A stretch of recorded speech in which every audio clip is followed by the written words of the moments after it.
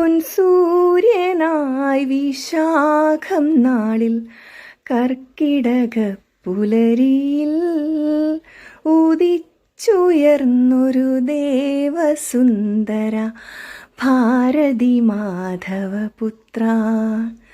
അരയാലിൻ വേരുകൾ മണ്ണിലുറയ്ക്കവേ നീ എന്ന പുണ്യം പിറന്നു. ശ്രീകൃഷ്ണനാമത്തിൽ നിന്നെയോർക്കുന്നു തേവള്ളി തന്നെ മണ്ണിൽ. ധീരവീര പൗരുഷ സർവാംഗ സുന്ദര ആണഴകിൻ പൊരുളായി നീ.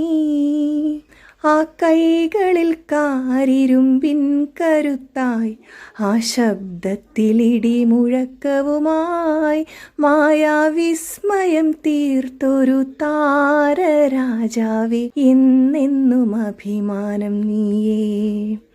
നിൻ തൂമന്ദഹാസത്തിൻ ശോഭയിലെന്നുമെൻ ഉള്ളിലെ ദീപം തെളിയും. പൊൻതാരമായി എന്നുള്ളിൽ മിന്നി നിൽപ്പൂ എൻ കൃഷ്ണ, ജയ ജയ കൃഷ്ണ. നിൻമുഖദർശന പുണ്യങ്ങൾ എന്നിലായേൽക്കുമ്പോൾ ജന്മത്തിൻ സാഫല്യം പോലെ.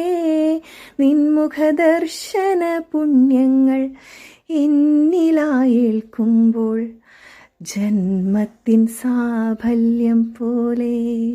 നാളെ ജയേട്ടൻ്റെ 86ാമത് ജന്മദിനമാണ്. അപ്പോൾ 2 വർഷം മുൻപ്, അതായത് 2023 ജൂലൈ 25 അദ്ദേഹത്തിൻ്റെ 84ാം ജന്മദിനത്തോടനുബന്ധിച്ച് ഞാൻ അദ്ദേഹത്തെക്കുറിച്ചൊരു കവിത എഴുതിയായിരുന്നു.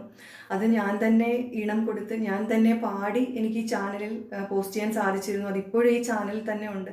അപ്പോൾ ആ കവിതയാണ് ഞാനിപ്പോൾ ഇവിടെ ചൊല്ലിയത്.